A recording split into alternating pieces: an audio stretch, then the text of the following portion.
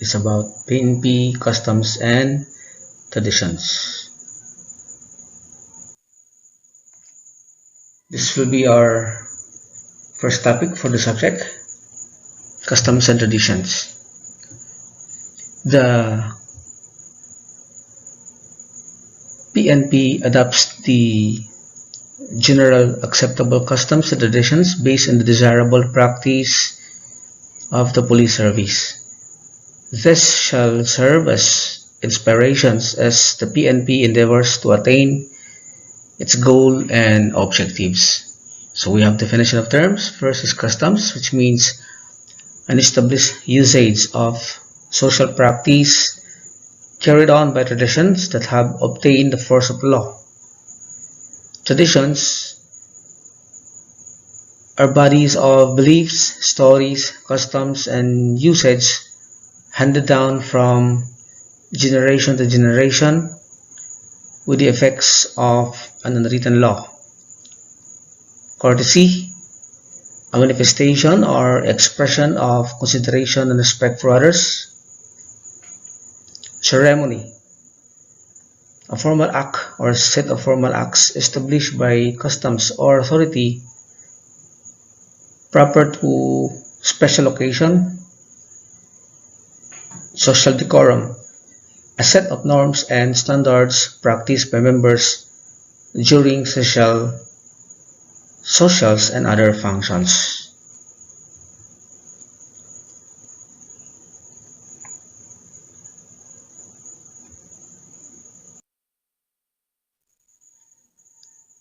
Police customs on courtesy.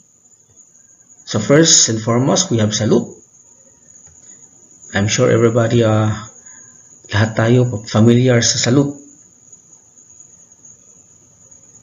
Salute is the usual greeting rendered by uniformed members upon meeting and recognizing persons entitled to a salute.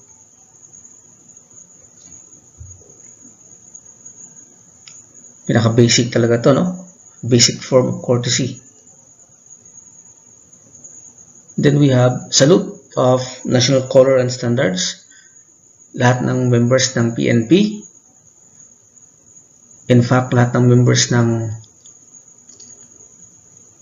employees of any government and non-government or private institutions stands attention and salute the national color and standards as it passed by them, or when the national color is raised or colored or lowered during ceremonies.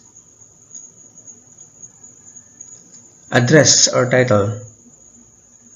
Ang mga members ng PNP, especially yung mga junior in rank, are expected to address senior officers or members of the PNP who are entitled to salute with the word sir.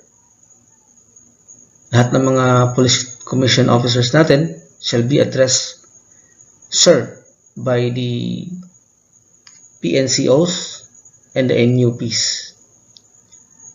PNCOs meaning yung mga police non-commission officers natin, yung patrolman to sargento, at saka yung ating mga non-uniform personnel in the PNP. Courtesy call of newly assigned appointed member.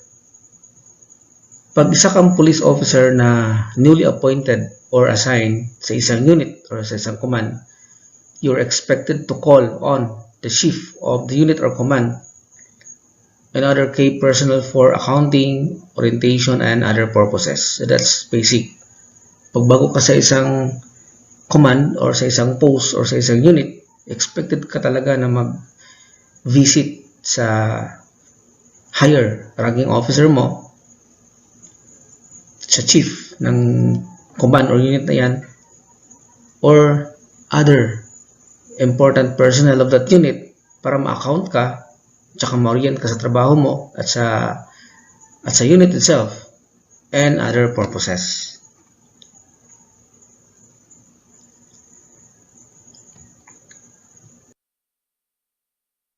Christmas call. Lahat ng PNP members natin, they would pay a Christmas call on their local executives in the respective areas of responsibility. So, for example, during Christmas time, ang ating chief o police, COP, would be expected to visit the mayor's office or any local executives para magbigay ng greetings, no? Para magbigay ng visitation to celebrate the Christmas. Not necessarily, hindi naman necessary na mag party because especially nowadays bawal pa tayo mag party. But the point here is members of the police are expected to render Christmas visits or call to local executives. Same with promotion call. Lahat ng bagong promote na PNP members are expected to call on their unit head. On this occasion, they are usually given due recognition and congratulations by their peers for such a deserving accomplishment. Then we have the New Year's call, same with the Christmas call. Members would pay New Year's call on their commanders and or key officials in their respective areas of responsibility. Exit. Pag ang isang police natin ay na-relieve or na-reassign from a particular unit, then he or she is expected to pay an exit call sa kanyang immediate superior. Hindi pwede na relieve na ako sa unit na to, mawalan ako bigla bukas, hindi na ako makikita. Kailangan pa rin na mag-pay respect ka sa higher officer mo by paying an exit call. So, mamamaalam ka talaga doon sa iyong higher ranking officer or superior.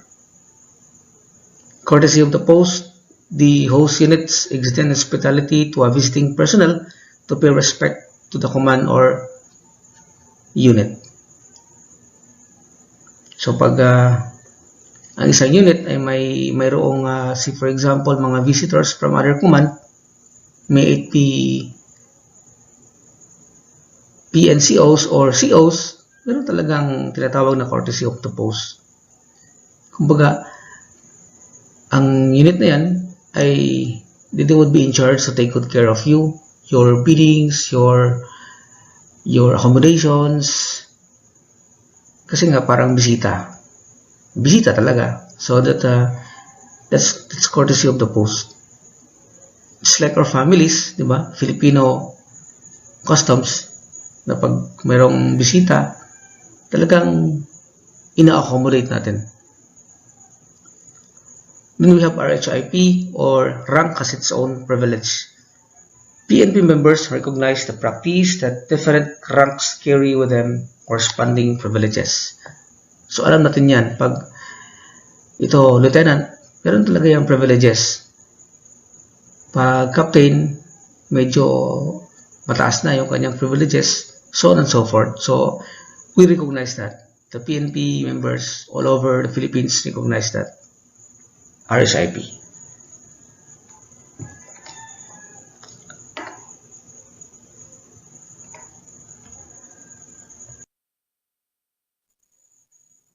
Police customs and ceremonies naman tayo. So same, we have flag raising ceremony, flag lowering ceremony, expected yan sa mga members ng PNP natin to honor the flag,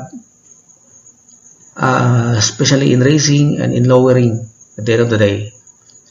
Half mass, pag may, say for example, pag meron tayong member sa PNP na namatay, may it be in line of duty or not, expect yan na magkakaroon ng half mass yung ating flag in deference to that deceased person or deceased member of the police.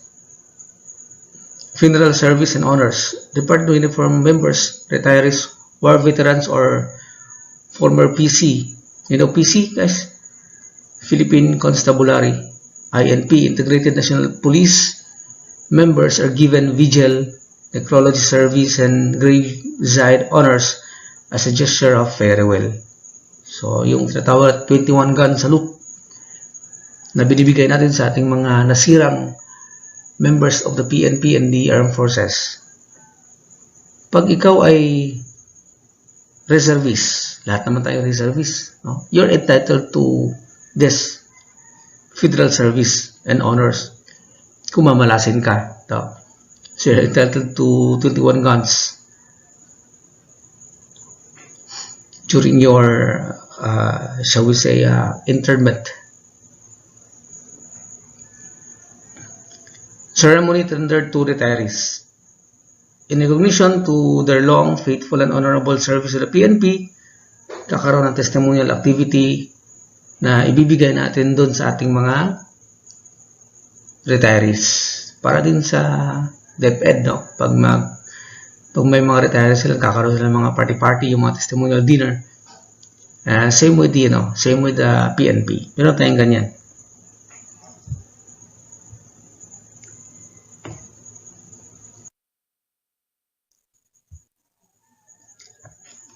Honor ceremony. Arrival and departure honor ceremonies are rendered to visiting dignitaries, VIPs, PNP officers with grade of Chief Superintendent and above, and AFP officers of equivalent grade unless waived. So, for example, may darating na dignitaries or very important person or members of the PNP or the AFP, meron tayong tinatawag na arrival. Tsaka pag aalis na sila, meron naman tayong departure ceremonies or honor ceremonies. So, magkakaroon ng konting program to welcome them and to bid them goodbye in their farewell. Turnover ceremony. The relinquishment and assumption of command or key position in public is publicly announced in a turnover ceremony by outgoing and incoming officers in the presence of the immediate superior or his representative. So, common yan na ginagawa natin na pag bago yung ating chief, bago yung ating commander or director or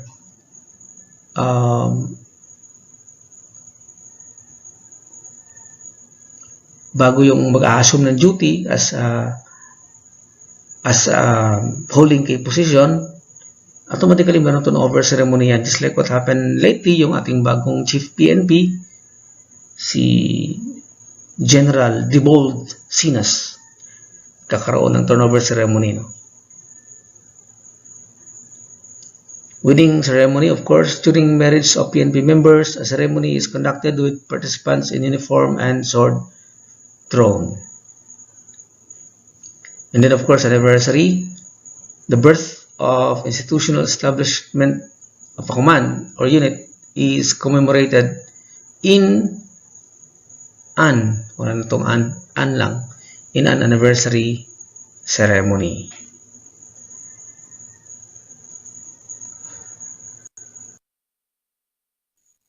Social decorum. The following are police customs and social decorum. So first we have proper attire.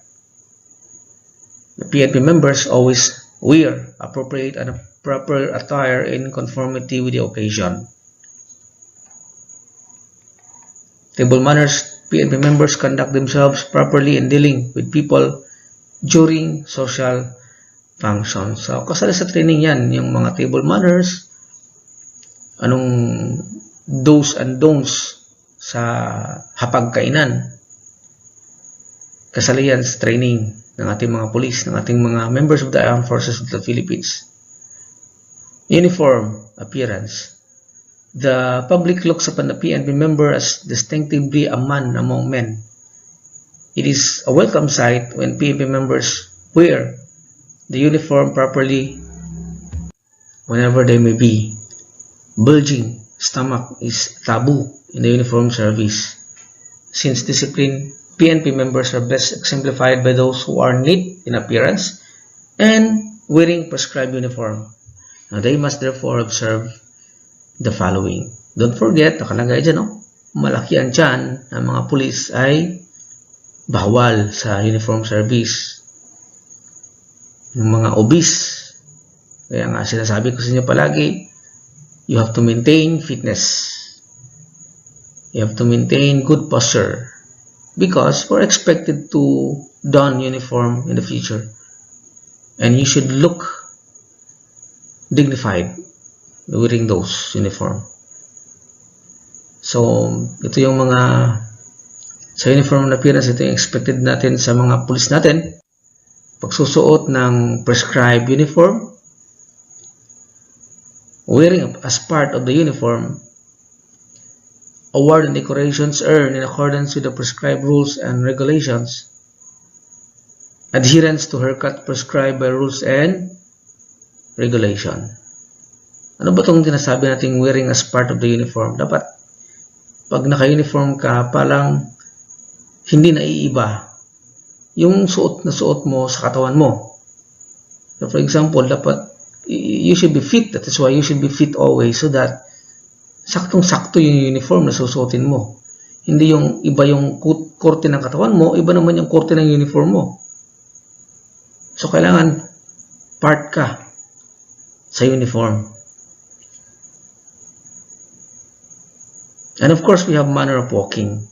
And every PNP member is expected to walk with pride and dignity. Kaya sinasabi ng ibang department, sinasabi ng mga taga-ibang program or institute na tayo daw mga criminology students and instructors ay pag maglakad, hambog, parang hambog, maglakad, hambugiro. Hindi nila alam that we are practicing manner of walking. Walking with pride and dignity. Pinapractice natin yan as early as now. Ayokong may makitang estudyante na naglalakad na lousy. Diba? Tapos Crim ka, tapos lousy ka, bad posture mo. Mamalasin ka sa akin. So kailangan pag maglakad ka sa loob at sa labas ng campus, you should walk in a manner with pride and dignity. Huwag naman yung masyadong exaggerated. Okay? Now let's proceed to other police customs. Visiting the sick.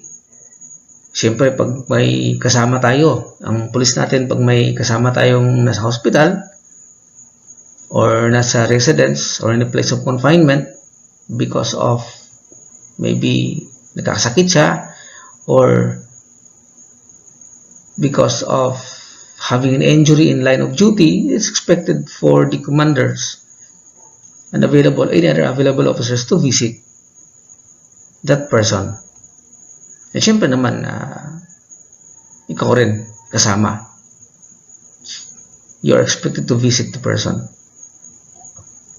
Survivor assistance to heirs of the deceased members. Pag may isang member ng PNP na namatay, a survivor officer is designated to render maximum assistance to their legitimate bereaved family until all benefits due shall have been received. So, pag may namatay na isang members ng PNP, magtatalaga ang pamamahala, no, ng isang survivor officer na mag-designate na magbigay ng assistance doon sa family ng naiwan until sa time na lahat ng benepisyo ay ma-receive ng bereaved family. Visiting the religious leaders. PNP officers visit religious leaders in their area of assignment to establish or maintain rapport and cooperation between the different religious leaders and the PNP. Meron tayong mga moral recovery program sa PNP wherein instead na ang ating mga pulis ang mag-visit dun sa mga religious leaders in the area, itong mga leaders na to will be invited to visit the PNP office to give at least some inspirational talk or message to big numbers of police officers in that particular precinct or that particular police office, para ma-remind yung ating mga PNP officers and members of their moral obligations as public servant. Nevertheless, yung ating mga PNP officers nagbibisita, nagkakandak ng religious visits yan sa mga religious leaders in their AOR.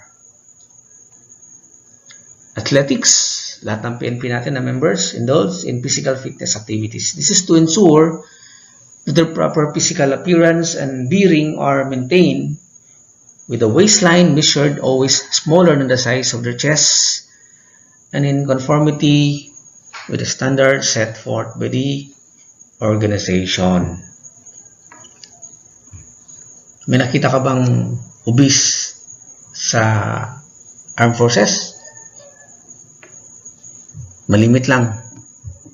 Pero pag PNP, meron pa rin tayong makikita-kitang mga obese, no? Mga matataba, mga overweight. Hopefully, by the new Chief PNP Debold Sinas, at least ma-maintain niya yung fitness ng ating mga police, no? Kita niyo naman si Chief of Police natin, yung Chief PNP natin, no? Huge. At sana maging inspiration dun sa ating mga kapulisan na medyo overweight to make them fit. Of course, meron naman tayong happy hours na naman pwedeng palagi na lang stricto, palagi na lang marka-marka, masi-masi yung ating mga kapulisan, no? Meron naman tayong mga happy hours. Usually Fridays or any other day suitable for the occasion, PNP members gather together at their PNP club for a light-hearted jesting or airing of minor gripes.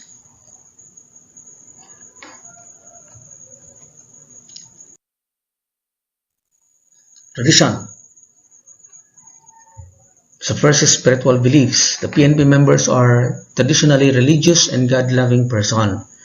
They attend religious services together with the members of their family. So, nakakatuwang tingnan yung mga pulis natin na makasabay mo sa simbahan, kasama yung kanilang mga family, di ba? Magandang tingnan. It's a very good example of being a traditionally religious and God-loving people. Valor. History attests that the Filipino law enforcers have exemplified the tradition of valor in defending the country from aggressions and oppressions and preserving the life and property of the people.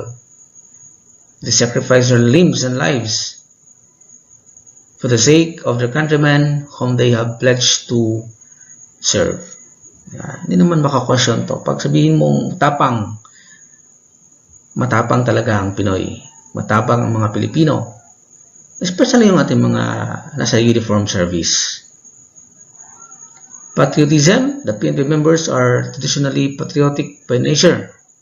They manifest their love for the country with a pledge of allegiance to the flag and a vow to defend the Constitution.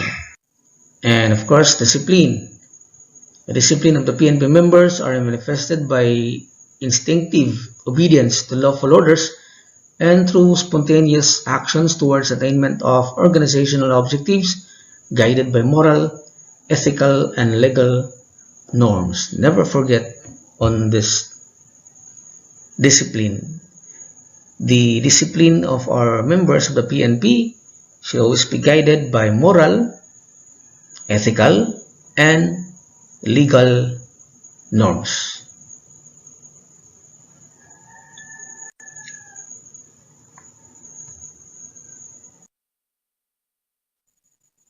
Of course, PNP members are upright in character, police in manners, dignified in appearance, and sincere in their concerns of their fellow men. That's the gentlemanliness. Word of honor, ang ating mga members ng PNP, yung kanilang word is their bond. They stand by and commit to uphold it. Dili basa ang atong mga pulis, ha? They should be bounded by their word. Duty. The PNP members have historically exemplified themselves as dedicated public servants who perform the tasks with a deep sense of responsibility and self-sacrifice. He shall or they shall readily accept assignment anywhere in the country. Hindi yung namimili ka ng assignment or nagpapapadrino ka ng kaibigan mong politiko para ma-assign doon sa gusto mong ma-assignan. Our police should not be like that. They should never be like that. They have the duty and they sworn to it, and dedicated public servant, and should are expected to do their job with deep sense of responsibility and self-sacrifice. Nagsasakripisyo sila talaga. Malayo sa family, malapit sa gulo, yung isang paa na sa hukay. Nevertheless, it's your duty, and you're expected to perform it.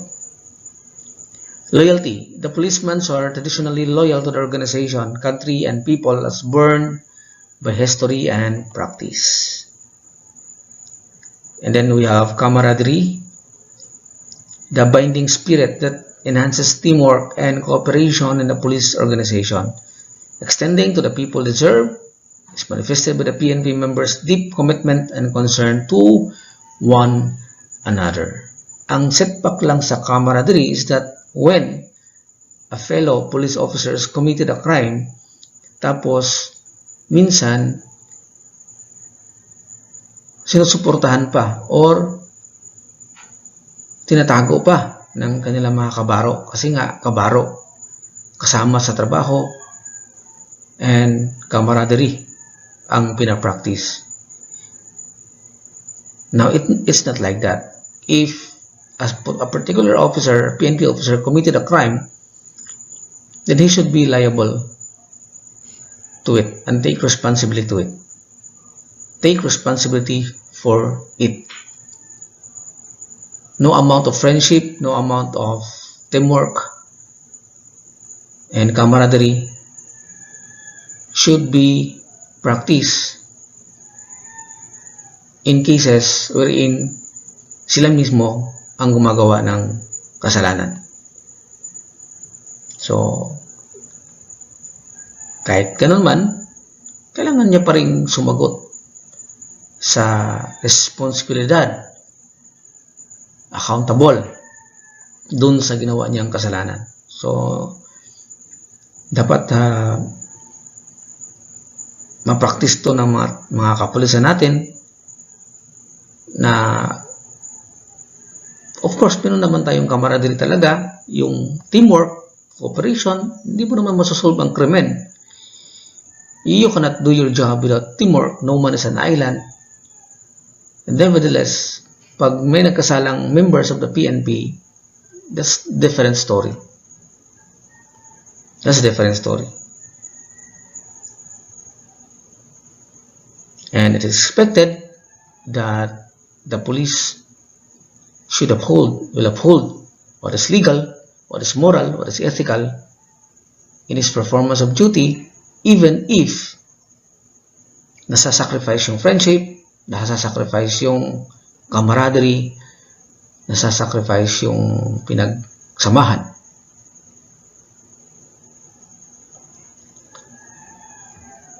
Then we have, the police officer's pledge. I will love and serve God, my country and people. I will uphold the Constitution and obey legal orders of the duly constituted authorities. I will oblige myself to maintain high standards of morality and professionalism. I will respect the customs and traditions of the police service, and I will live a decent and virtuous life to serve as an example to others. Napakataas ng expectations, napakataas ng tawag, no? But since gusto mong maging police, gusto mong magserbisyo sa community as a police officers, then ngayon pa lang, isa puso mo na tong officer's pledge. Because, as earlier na may sa puso mo to, the more that you will accept your fate as a future law enforcer and ma-develop sa sarili mo that you will become public servant and not the other way around, expecting the public to serve you. And because of that, you have to serve as an example to others. So kahit ngayon pa lang, you are still a student, you need to internalize this one so that pagdating ng araw na mabigyan ka ng pagkakataon na magserbisyo sa ating community as a police officer, then you will serve with flying colors.